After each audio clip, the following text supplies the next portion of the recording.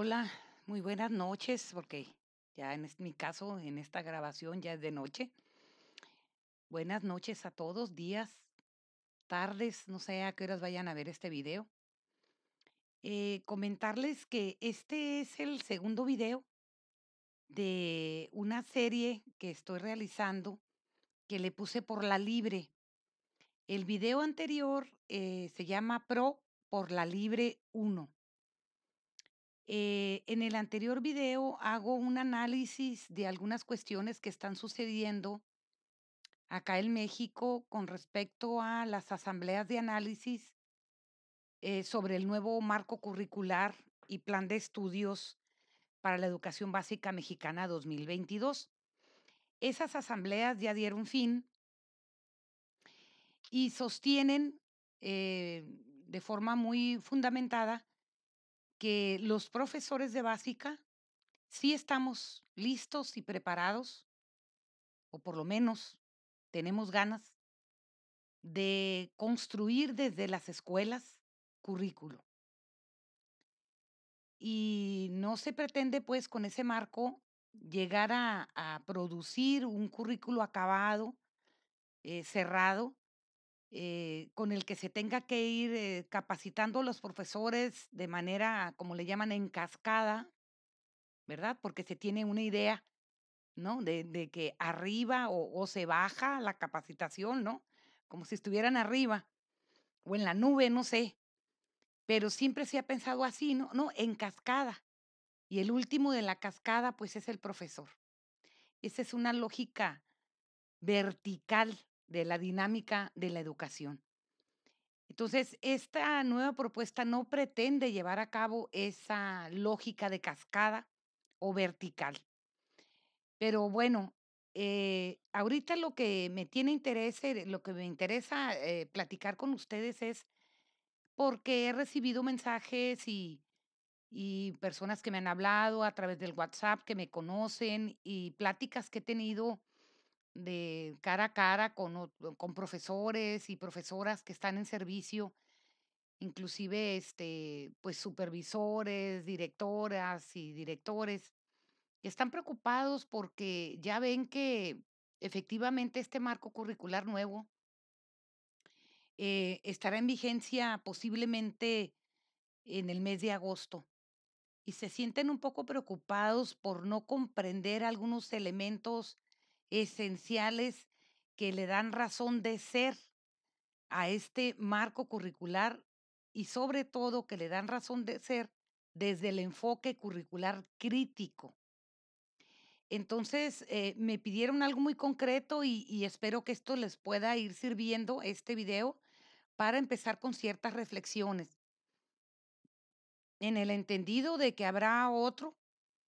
Pero este es para mí uno de los puntos esenciales que le dan origen a este marco curricular y tiene que ver con esta concepción de Freire de educación bancaria. Para mí ahí empieza, es el punto a partir del cual empieza toda la reflexión y se le van agregando elementos a esa reflexión, ¿no? Pero para mí es central comprender porque el marco curricular lo plantea y lo plantea bien, ¿no? La educación bancaria la critica bien. Y obviamente hace referente a Freire, quien es el que acuñó el concepto en su primer libro de Pedagogía del Oprimido. Es un libro de los años 70, su primera edición, y ha tenido otras ediciones, pero ha cobrado vigencia a través de los años. Pese a que es de los 70, podemos decir que todavía hasta el día de hoy ese concepto de educación bancaria tiene vigencia. Y por eso es que quise empezar por ese, ¿no? Aunque abordo con mayor amplitud las cosas, pero es el eje central. Entonces, para entender, pues, el enfoque curricular crítico. Bueno, Freire, estamos obligados a leer el libro de Pedagogía del Oprimido. Estamos obligados a leerlo completo. Pero yo quise hacer aquí algunas síntesis que nos pueden ayudar a reflexionar sin perdernos mucho en la teoría, ¿verdad? Siendo muy concreta sobre lo que me pidieron. Entonces, la educación bancaria de Freire plantea que el alumno es un contenedor, es aquella que concibe al alumno como un contenedor, que sufre la acción del educador responsable de hacer los depósitos en él. O sea, él es un contenedor y el profesor se encarga de hacer los depósitos en ese contenedor llamado alumno. ¿Qué deposita el profesor? Bueno, pues deposita conocimientos, deposita contenido de educación o contenidos educacionales, pero le hace el depósito. Por eso el término de bancario, ¿no? Y tiene mucho que ver con esto del banco. En sí es una enseñanza, concibe la enseñanza como depositaria de contenido, o sea, deposita contenido. Y por lo tanto, al estar depositando contenido, ese depósito es acumulativo. Y hay que poner especial atención en esto de acumulativo, porque eso de acumulativo ha tenido consecuencias fuertes en materia de evaluación.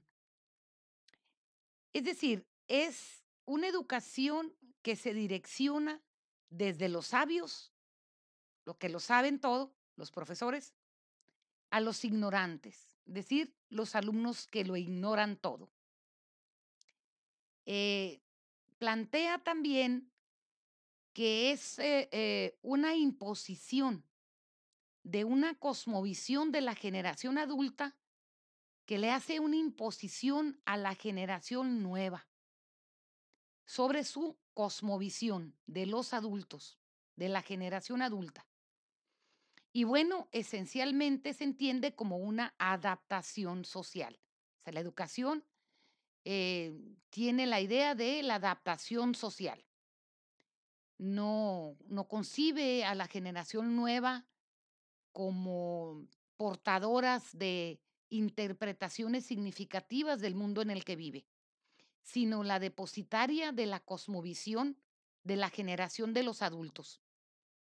Entonces, la educación bancaria es el acto, así lo plantea Freire, el acto de depositar, de transferir, de transmitir valores y conocimientos. Es decir, se deposita, se transfiere y se transmiten. Por eso escuchamos regularmente en muchas catedráticos esta idea de transmitir valores, transmitir conocimiento y transmitir valores. Entonces, tiene que ver con depósito, transferencia y transmisión de valores y contenidos. Entonces, al cabo del tiempo que esta educación bancaria se ha consolidado en los diversos modelos educacionales que hemos tenido en México y en muchos países, pero estamos hablando del caso de México, se ha sostenido también una tesis. Esta educación bancaria se ha sostenido desde una tesis. Los resultados de la educación son determinados mayormente por los factores directos, es decir, variables dependientes. Si los factores directos los podemos encontrar en el Internet, por eso no quiero profundizar mucho en los conceptos ni en definiciones, solamente en el análisis, ¿no? Entonces, estos factores directos al aprendizaje o del aprendizaje son aquellos que tienen que ver con las formas de enseñanza que ejecuta o desarrolla el profesor en los espacios áulicos y esas formas de aprendizaje que valida el profesor en los educandos. O sea, es directamente, por eso se llaman factores directos, esas son las formas en las que se da el proceso de enseñanza-aprendizaje. Entonces, a eso se le llaman factores directos. Y se le dice que todos los resultados educativos que se tienen, deseados o no deseados, por un modelo educativo implantado a través de un currículo, son mayormente determinados por esas formas en las que el profesor enseña y el alumno aprende. Entonces se busca controlar todas las variables que pudieran distraer tanto la enseñanza como el aprendizaje.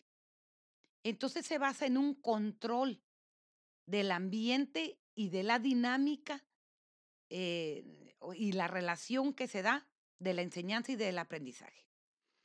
Entonces, bueno, pues los resultados educativos pues tienen que ver mayormente con el profesor, ¿verdad? Porque esta tesis de la educación bancaria sostiene pues que los factores directos del aprendizaje eh, determinan mayormente los resultados. Entonces ahí es como vemos reformas educativas en las que se ha puesto la culpa en un momento dado en los profesores sobre los resultados educativos no deseados por un país. Entonces, esta situación, pues obviamente ya ahorita se está planteando de una forma muy distinta gracias a un sinnúmero de críticas al respecto, que planteo más adelante. Pero es importante hablar de que este tipo de educación pone énfasis en solo los factores directos a la enseñanza y al aprendizaje. Por eso educación bancaria, ¿no? Y por eso modelos que tratan de controlar esta relación para que nada se salga de control. Es decir, se percibe a través de variables y por eso se busca controlar y se piensa desde un determinismo causa-efecto. O sea, el profesor sabe enseñar bien, por ende el alumno va a aprender todo lo que el profesor le tenga que enseñar. En términos, la enseñanza en términos de transmisión de conocimiento y de valores. Entonces, si hay una buena enseñanza, por ende, directamente, causa, efecto, habrá el aprendizaje esperado. Y así están pensados estos modelos y modelos que se originan desde una educación bancaria. Entonces, surge de la crítica, la educación bancaria surge esencialmente de la crítica a los modelos de enseñanza y aprendizaje. Y eso hay que tenerlo bien claro, porque surge desde ahí. Bueno, esta educación bancaria pues ha tenido, se ha sostenido en una idea escolarizada. Y yo puse ahí como imagen una escalera porque vamos a ver lo que significa una escalera, ¿no? Así como está en la imagen, con la idea de graficar o dar una idea más concreta de qué es la escolarización y la podemos representar a través de una escalera como esta. Entonces, ¿la escolarización qué es? Bueno, pues está basada en materias que son contenidos curriculares a enseñar. Las materias son los contenidos o las materias contienen los contenidos curriculares que se pretende enseñar en alguno de los niveles, a través de los niveles educativos, en toda la educación básica. También se conforma por asignaturas, porque hay diferencia entre materia y asignatura. Entonces, también se conforma por asignaturas. Y las asignaturas son desde las concepciones más clásicas de la teoría del currículo, ¿eh? Y sin ahondar mucho. Las asignaturas son las formas de agrupar y organizar los contenidos curriculares. Los contenidos se organizan de forma coherente y ordenada en forma de curso. O sea, se le da una coherencia a esa serie de contenidos y se define o se plantea un curso. Ahí estamos hablando de una asignatura. Por lo tanto, los programas de estudio es un conjunto de actividades de enseñanza, aprendizaje y volvemos a esta idea de enseñanza primero y aprendizaje después. Este conjunto de actividades de enseñanza, aprendizaje estructuradas para que el alumno alcance los objetivos curriculares y o el perfil de egreso.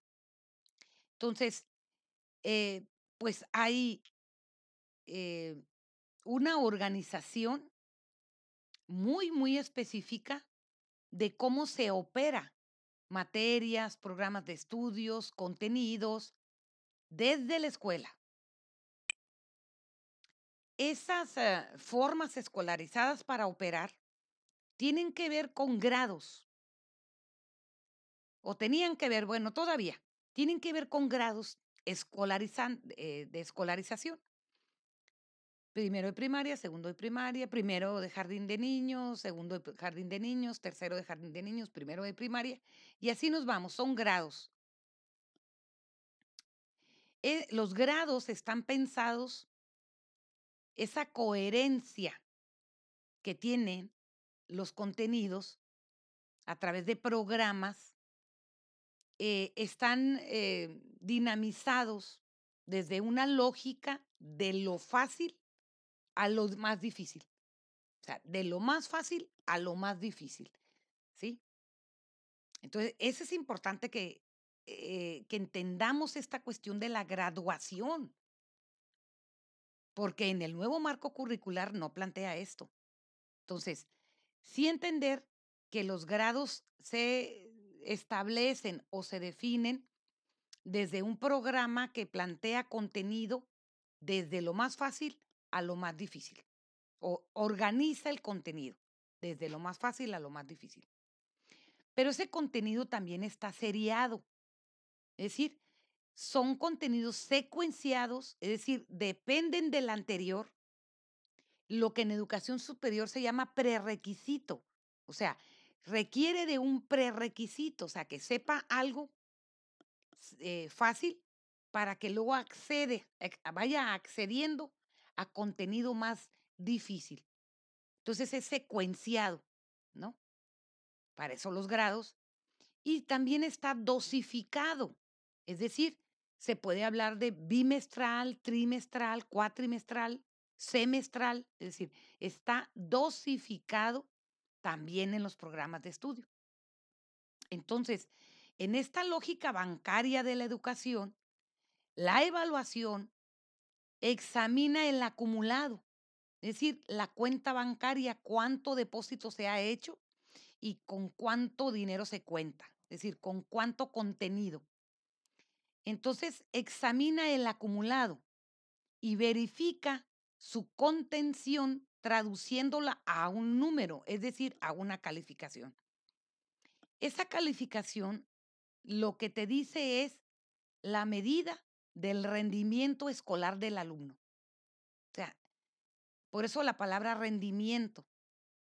O sea, en el tiempo que ha ido a la escuela y el tiempo en que se han operado esos programas de estudio, ha logrado contener la cantidad de contenido que está especificado en esos programas.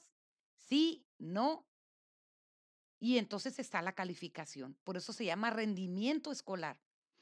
Y así como trae la palabra rendimiento, trae otra palabra que me faltó incluir aquí en el PowerPoint, muy interesante, que tiene que ver con rezago.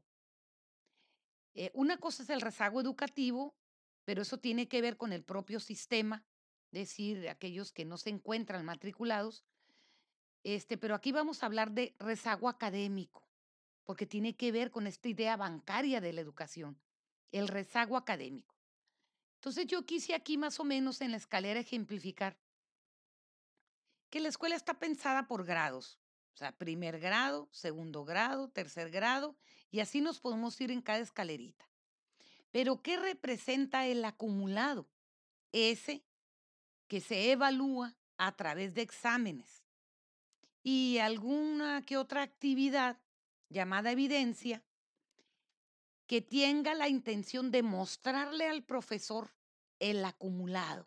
Es decir, si tiene el conocimiento, si acumuló el conocimiento, si lo contiene, que se le mostró y que se le transmitió durante todo el periodo del grado escolar. Entonces, vemos pues aquí en esta imagen que vamos a pensar que el primer grado transmitió un triángulo. Entonces, el alumno pasa al segundo grado y el profesor cree que el alumno ya contiene el triángulo. Entonces, él se dedica a enseñarle todo lo que está en el óvalo. O sea, el triángulo más el óvalo. El óvalo dependiendo del cimiento del triángulo, es decir, el prerequisito. Si tiene este y este, entonces el alumno, si tiene el óvalo y tiene el triángulo, de manera sumativa, acumulativa, entonces el alumno pasa al tercer grado. Y el maestro del tercer grado presupone que el alumno tiene el triángulo más el óvalo y que entonces su tarea es transmitirle el rectángulo. Y así nos podemos ir por grado, por eso la escalera en orden ascendente, al grado que cuando ya llega a los últimos, bueno, él debe contener todo, todo lo que vio en toda la secuencia escolarizada en la que estuvo él, este, sometido durante sus años de escuela y por edad. Y bueno, aquí hay mucho que decir porque este tipo de pensamiento bancario está anclado a un principio de carácter epistemológico mm, que tiene que ver con etapas de desarrollo. Es decir, si en primer grado debe estar cuando tenga de tal a tal edad, de tal a tal edad, en primer grado. ¿Por qué? Porque podemos, como tenemos etapas de desarrollo por edades, entonces el aprendizaje se debe acomodar a esas etapas de desarrollo. No puede transgredirlas. O sea, debe ir acorde a las etapas de desarrollo. Entonces, aquí hay mucho que decir en esta cuestión de cómo se pensó la escuela, cómo se pensó la escolarización, la lógica escolarizante. Hay muchísimo que decir, pero yo creo que es más oportuno que avancemos porque este tipo de reflexiones pues los van a ir llevando poco a poco a raíz de que conozcamos la crítica, ¿no? A este tipo de escuela bancaria que está presente.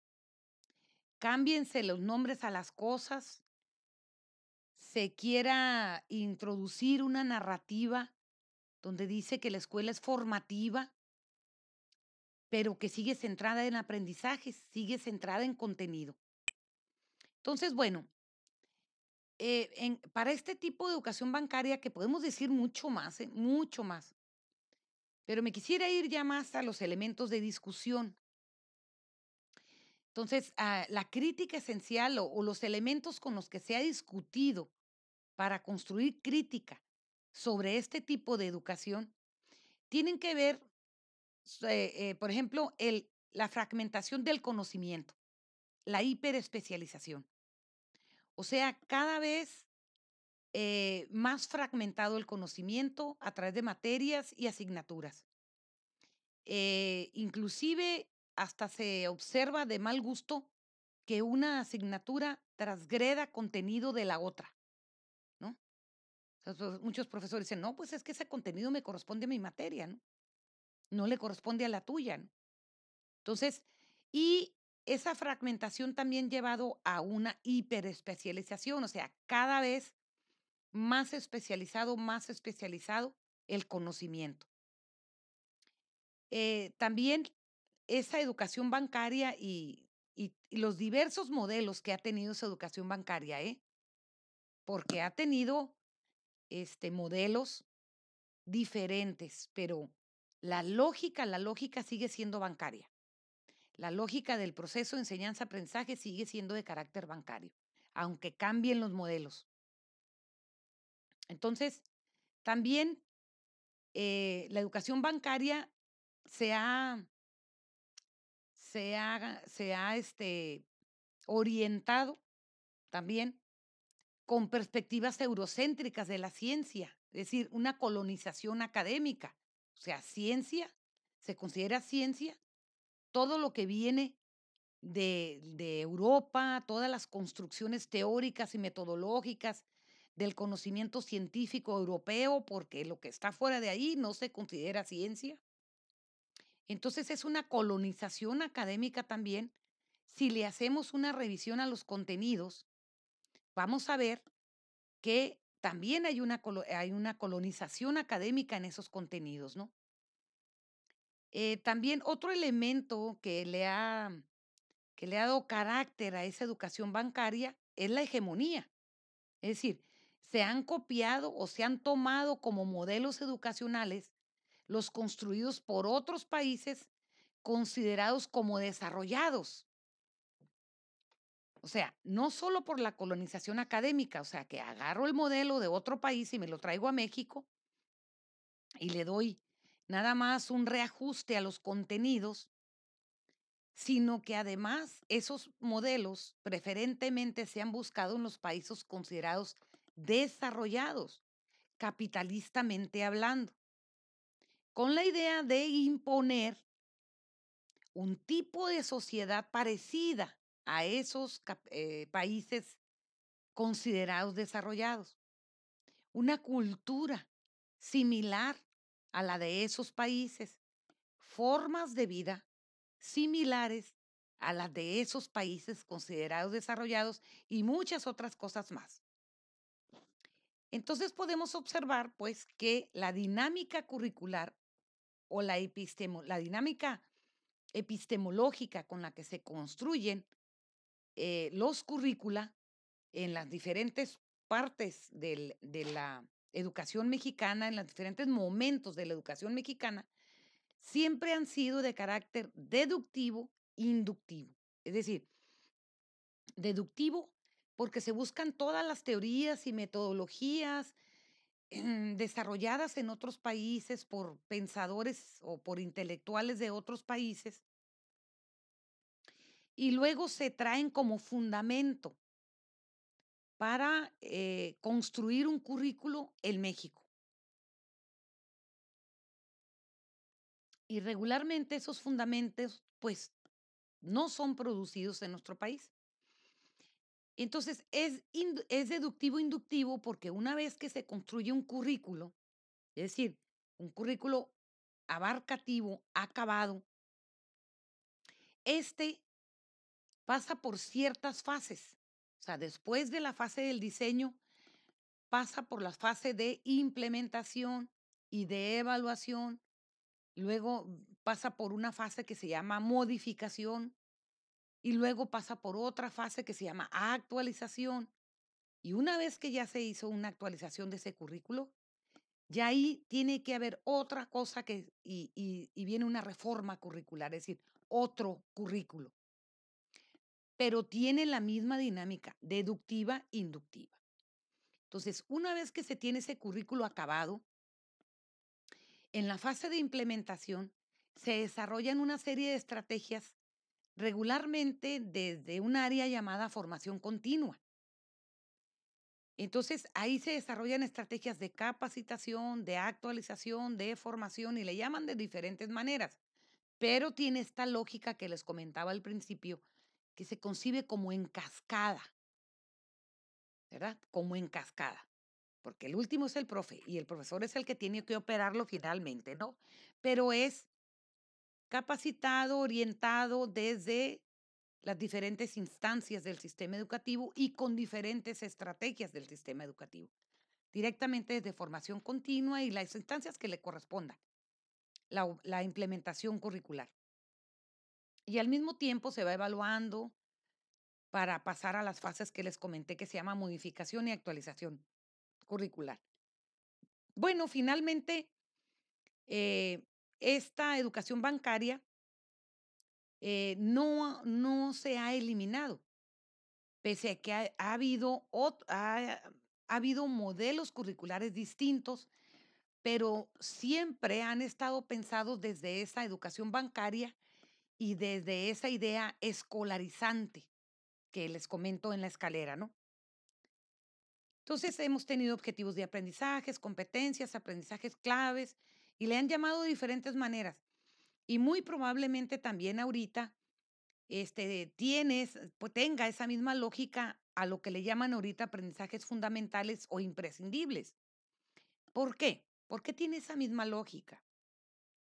Porque finalmente, como les comenté aquí en la primera diapositiva, es la imposición de la generación adulta, de la cosmovisión, de su cosmovisión de la generación adulta a la generación nueva.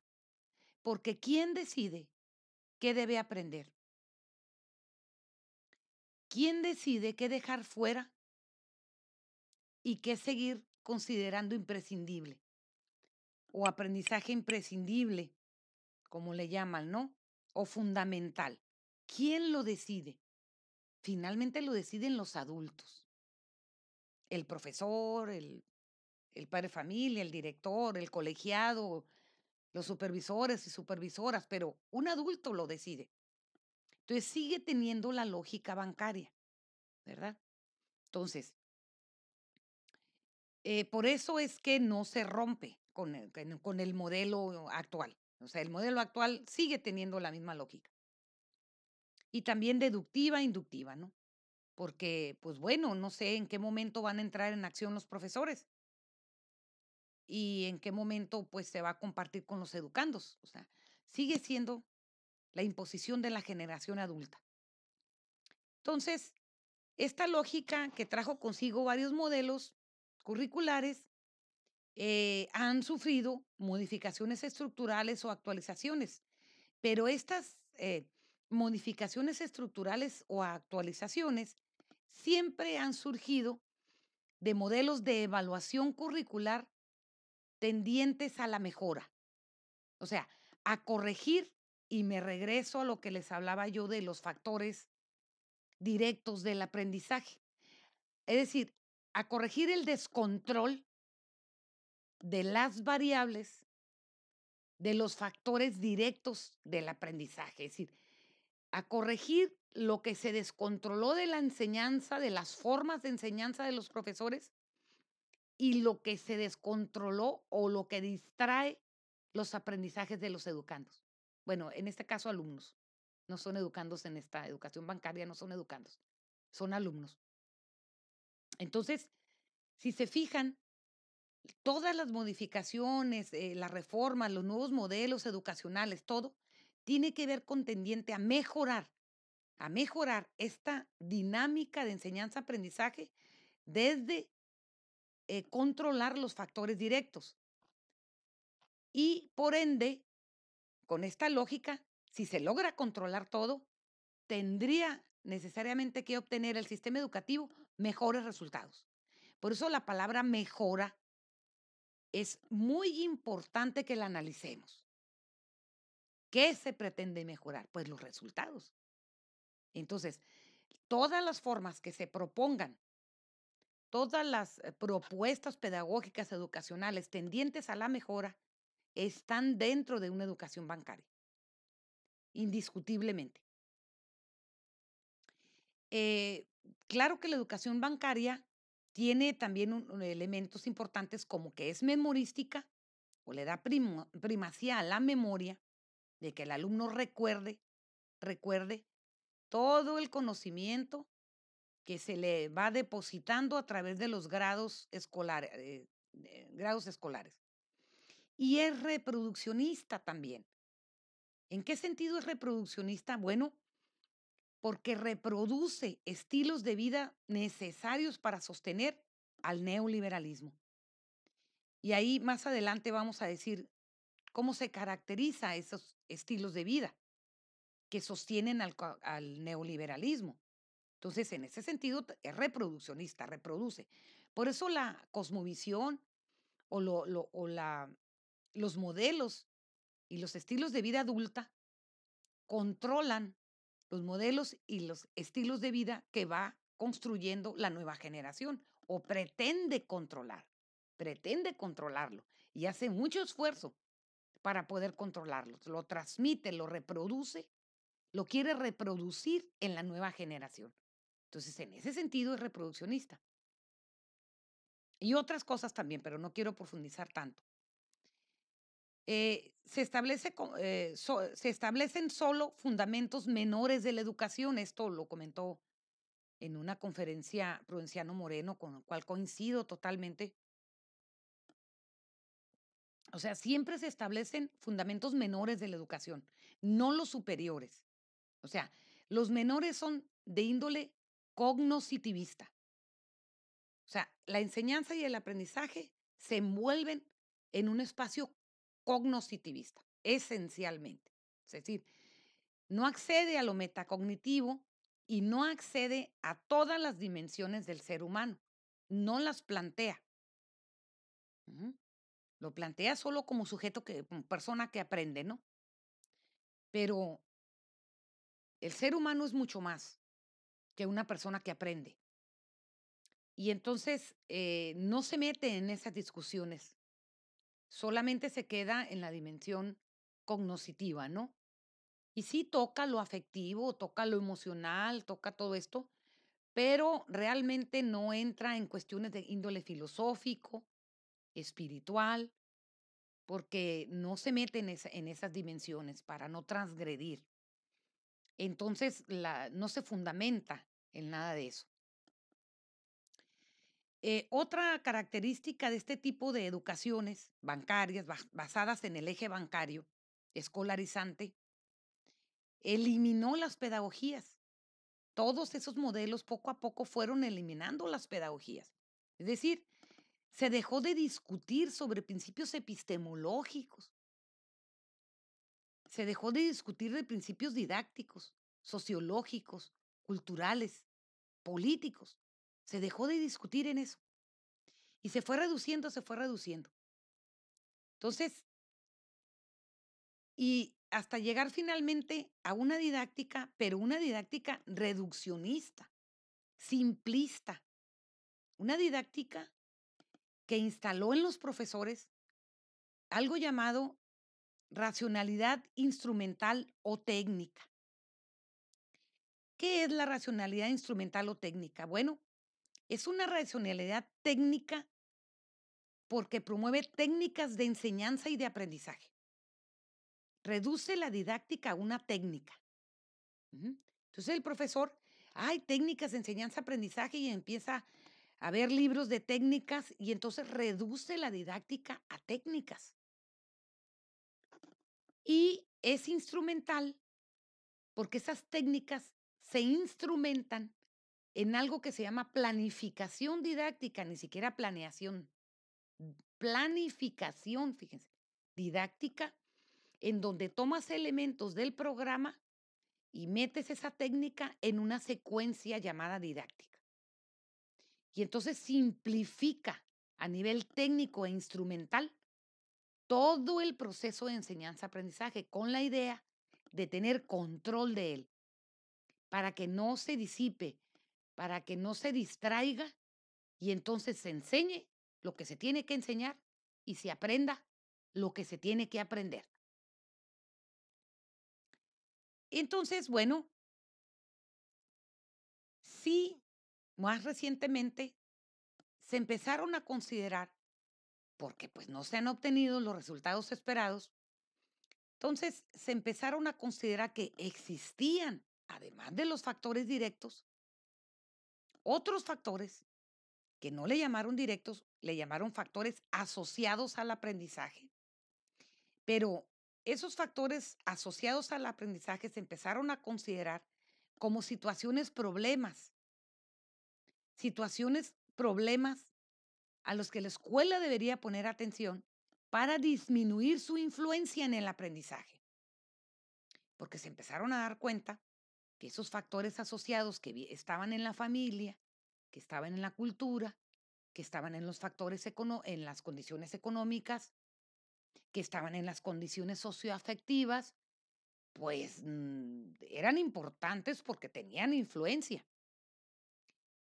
Y entonces era necesario que el profesor, además de cuidar el control del espacio donde se daba el proceso de enseñanza-aprendizaje, también tenía que atender a esos factores asociados para tratar de controlarlos o disminuirlos para que no distrajeran esa dinámica, perdón, con la intención de tener causa-efecto, o sea, tener los efectos deseados. Entonces, como se fijan, todo esto lo hemos vivido, todos los que nos hemos dedicado a la educación por muchos años, ¿no? Entonces, hay mucho que decir. El detalle está en que por el tiempo y todo, yo quisiera ser un poco más concreto y todo lo anterior es resultado de una serie de investigaciones, que han sacado a la luz todo esto, ¿no? con la idea de no permitir que se disfrace todo lo anterior. Entonces, bueno, ¿qué tenemos ahorita en el escenario educativo en México? Bueno, tenemos algo, un marco curricular que dice que no es una transformación curricular. Digo, perdón, que no es una reforma educativa, sino que es una transformación curricular. Busca una transformación curricular. Y entonces aquí nos tiene que quedar claro qué vamos a entender por eso. Bueno, definitivamente plantea que hay que buscar una alternativa. Necesitamos buscar una educación alternativa que se construya desde un enfoque curricular crítico. Por lo tanto, plantea que es un marco curricular inacabado, no está, no está terminado, no es concluso, es inacabado y que deja muchas vías de construcción y de participación. Entonces, aquí es importante que nos centremos un poco alternativo una educación alternativa, pero ¿a qué? ¿A qué va a ser alternativa? Es la principal pregunta, ¿no? Para saber por dónde, por dónde podemos empezar a plantear la construcción de algo, llámese propuesta pedagógica, ¿verdad? Pero primero tenemos que tener claro, ¿alternativo a qué? Porque el marco curricular nuevo para la educación básica mexicana 2022 plantea un alto al modelo anterior que estuvimos revisando o a los modelos anteriores, a los modelos educacionales anteriores basados en una educación bancaria y todo esto que hemos platicado. Entonces plantea un alto, es decir, esto ya no puede ser, esto es necesario que se detenga. Y tenemos que irnos a otro lugar epistemológico para pensar otra educación. Entonces, de alguna forma tenemos que pensar una alternativa educativa a lo que hemos hecho hasta ahorita. Por eso la pregunta, ¿alternativa a qué? Bueno, pues a una escuela pensada desde el estructural funcionalismo, por ejemplo, porque la escuela tal como la conocemos, la escuela bancaria, está pensada desde del estructural funcionalismo. Por eso se habla mucho de la función de la escuela, el rol del profesor, el rol del alumno, el papel del alumno, el papel del profesor, la función del profesor, ¿sí? Porque el estructural funcionalismo está basado en una organización de estructuras que tienen definiciones muy claras de cómo deben funcionar para que la sociedad siempre esté equilibrada, no haya desajustes sociales. Y desde ese entonces, que no es nuevo, está pensada la educación, toda la estructura escolar está pensada desde el estructural funcionalismo, incluyendo el sistema educativo. Y ahí pues habría que estudiar un poquito el estructural funcionalismo y cómo determina la lógica escolarizante, la lógica del sistema educativo, o sea, desde el estructural funcionalismo, que es muy interesante. Nos explica muchas cosas. Nos explica la reproducción, nos explica la hegemonía, nos explica lo memorístico, nos explica lo cognitivo, cognoscitivismo, todo eso nos lo va a explicar el estructural funcionalismo. Entonces, bueno, ¿alternativo a qué? Pues a las relaciones verticales de toda índole, a dejar de concebirnos de forma vertical en todo. Inclusive se usa la frase, pues ya que bajen el oficio para bajarlo a las escuelas. O sea, todo es vertical. Toda nuestra forma de pensar la educación y cómo se opera la educación es vertical. Inclusive todas las estructuras son verticales, ¿no? De mayor autoridad, de mayor autoridad, de mayor grado de autoridad, ¿no? Entonces, hay que pensar una alternativa, que sería lo horizontal, ¿no? Entonces, también una alternativa al individualismo y a la meritocracia. Fíjense, producto, pues, de una educación o un modelo educativo neoliberal o dentro del paradigma eficientista de la educación. Entonces, al individualismo y a la meritocracia, que son cosas que nos han dañado porque llevan a la competitividad, a la deshumanización de la educación y a una serie de cuestiones que es importante que abordemos de una manera más puntual en algún otro momento. También alternativo a la cosificación de lo humano y de la naturaleza, porque hay una cosificación, ¿no? Por eso se piensa en una escuela reproductora, ¿no? Donde se produce, donde se producen seres humanos, ¿no? Como si fueran cosas que se producen, se le van agregando elementos y se va produciendo el humano, ¿no? Una escuela productora de humanos. Entonces, alternativo también a la normalización de las condiciones sociales, económicas, culturales injustas. O sea, porque están normalizadas. O sea, se vienen como normal. O sea, es normal que en una sociedad haya condiciones sociales, económicos, culturales, afectivas injustas. Es normal. Alternativo también a la desnaturalización de la pobreza y la desigualdad en todas sus expresiones.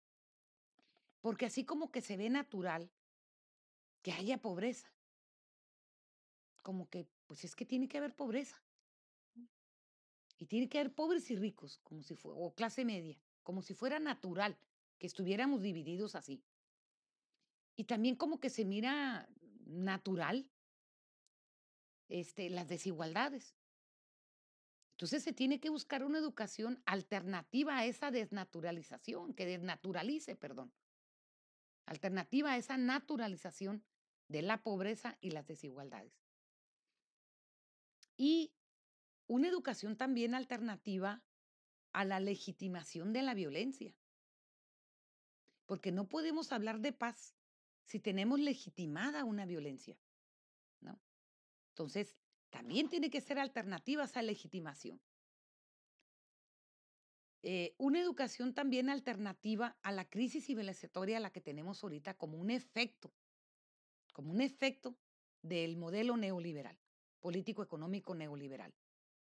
Entonces, este modelo ha creado una crisis civilizatoria ya muy estudiada y es un concepto muy definido y fácil de observar en las realidades que vivimos todos nosotros.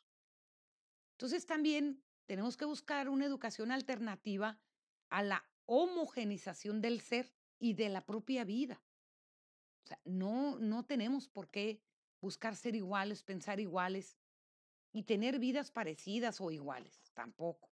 Entonces, hay cierta necesidad de homogenizar y que debemos buscar alternativas que contrarresten esa homogenización. Entonces, las alternativas, ¿la alternativa a qué? La respuesta a esa pregunta es muy variada, muy variada. Y esa respuesta tendrá que ser buscada por los colectivos de las escuelas, por la comunidad educativa.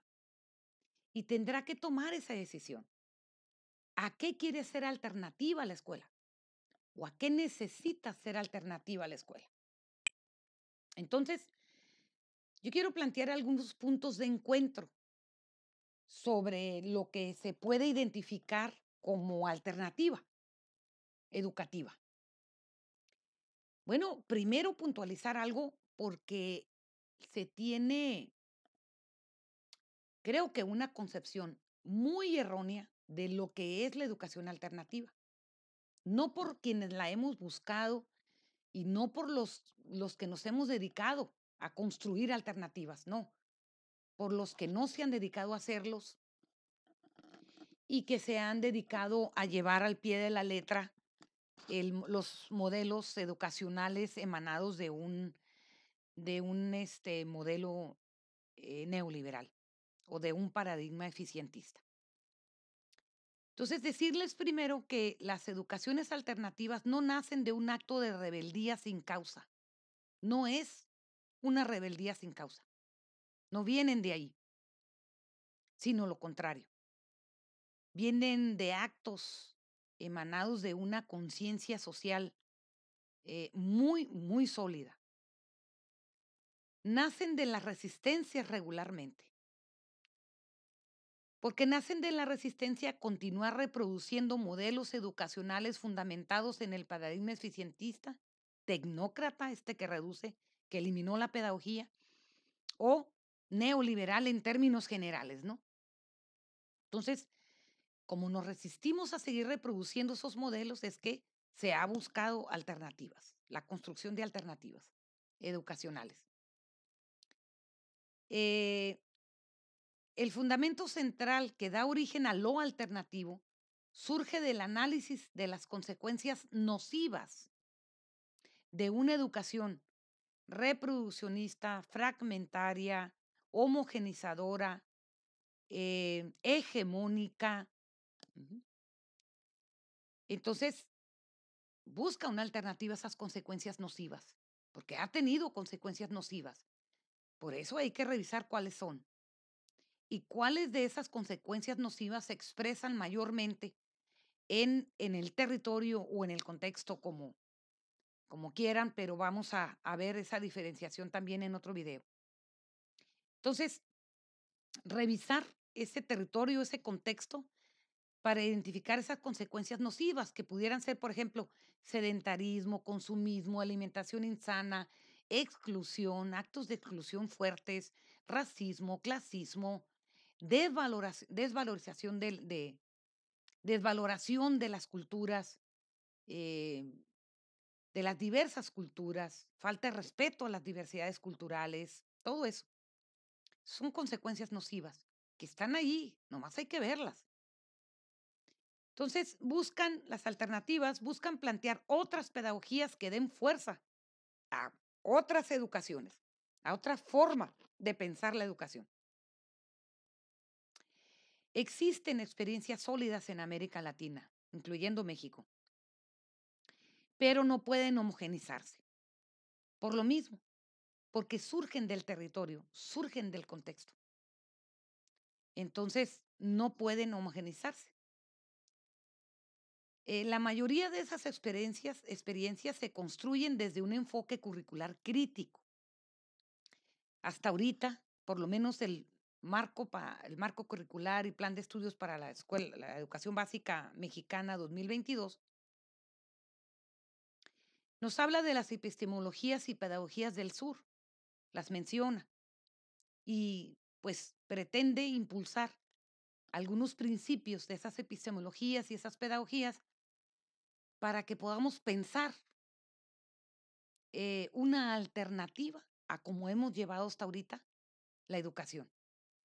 Y esencialmente son posturas descolonizadoras o decolonizadoras, que en un video anterior, porque yo le pregunté a una traductora y me dijo que era por cuestiones de traducción si tenía la S o no la tuviera, pero no me quedé satisfecha y empecé a buscar y me di cuenta que no, son dos cosas distintas que ya en otro video también les platicaré, ¿no? También pretende fundamentarse este nuevo marco curricular o la construcción de una educación alternativa a lo que hemos venido haciendo hasta ahorita en las pedagogías del sur, en las pedagogías críticas, perdón. Y estas pedagogías críticas tienen diferentes fundamentos, pero hay uno que sí les es común, por eso le puse a esta parte puntos de encuentro, que tiene que ver con posturas emancipatorias, esencialmente emancipatorias, que también es un concepto que tendríamos que revisar. Y bueno, también tiene elementos de las educaciones populares y las educaciones populares, de lo que he revisado, pues tienen un punto de encuentro que tiene que ver con que plantean la reexistencia de los saberes de nuestros pueblos ancestrales, la reexistencia del ser, ¿no? Como ser inmerso y parte esencial de la naturaleza y un ser natural también. Y bueno, ahí hay que entrar en muchas especificaciones, con lo cual no ahorita no es, mi intención, pero Sí lo era el hecho de que es necesario hacer una reflexión profunda de esto que Freire nos aportó y que es un legado importantísimo, surge de su crítica al tipo de educación promovido por los diversos sistemas educativos, que es la educación bancaria, ¿verdad? O el principio bancario que dinamiza la enseñanza-aprendizaje, que no puede seguir siendo, porque ya han pasado muchísimos años de este principio que ha orientado los modelos educacionales a través del tiempo y los diversos currícula que se han implementado a través de los sistemas educativos, y la verdad, sus consecuencias han sido muy nocivas. Entonces, estamos en un cambio de era y eso hay que verlo con mucha claridad, y este cambio de era es la brillante oportunidad para que nos ocupemos de discutir la otra educación que necesitamos, la otra educación que anhelamos, y que esos anhelos no estén sujetos o anclados a deseos y necesidades creadas por un modelo neoliberal que deshumaniza, que despersonaliza a los humanos. Entonces, es necesario también empezar a pensar desde las nuevas generaciones. Entonces, quería nada más hacer este breve mensaje para compartir con ustedes esta idea tan profunda que obviamente va a requerir de lecturas profundas, de análisis, de discusión, de encuentro de saberes también, y que, bueno, esperemos posteriormente entrar en estos. Pues gracias y nos vemos en el siguiente video.